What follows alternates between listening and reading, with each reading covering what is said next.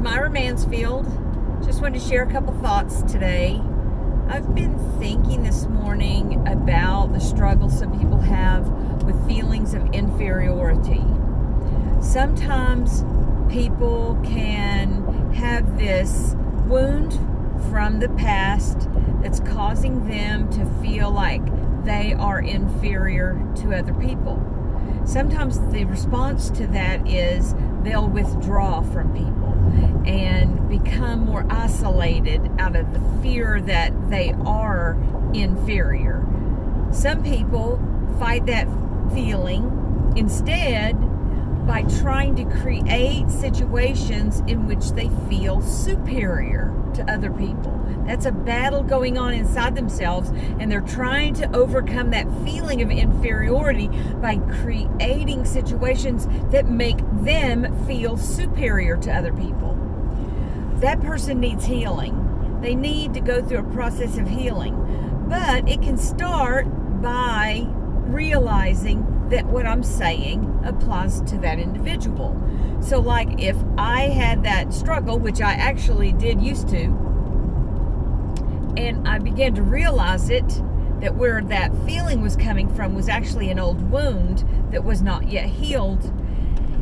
And then in that realization, I began to watch myself in my life circumstances. And when that feeling comes up, I can watch my response to it and see what I'm doing. Am I isolating, or am I trying to create a superiority? That's what people can do. They can ask themselves, how am I responding? And then once they realize how they're responding, it's a little easier to address it in their lives, to respond a better way.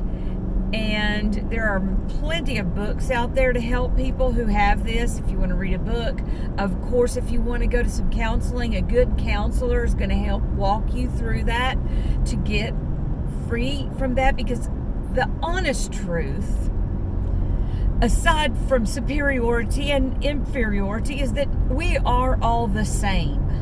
There is no one who is inferior to other people, and there's no one that's superior to other people.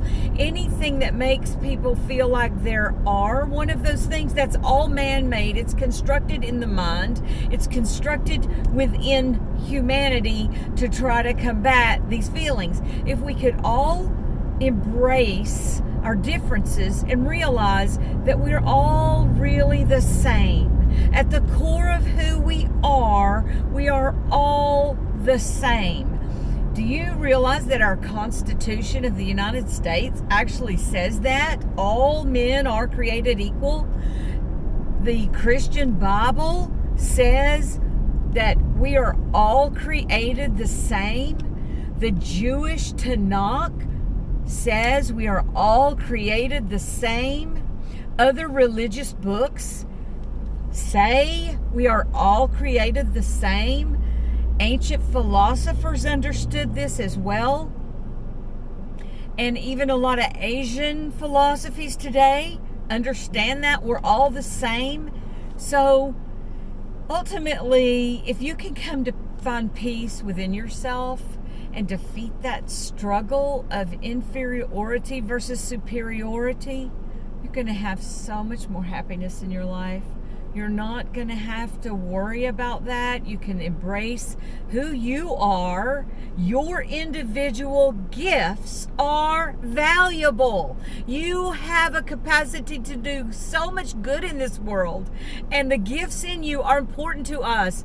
They help the rest of us to have a happy, better life. When you can get peace and be who you are, release the good in you without having to have that inner struggle. I pray for you right now in the name of Jesus that you will be able to find that peace.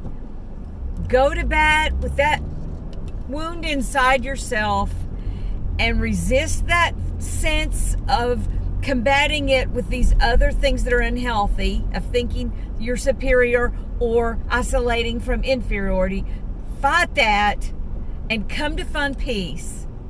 In the name of Jesus, that is my prayer for you today. Blessings.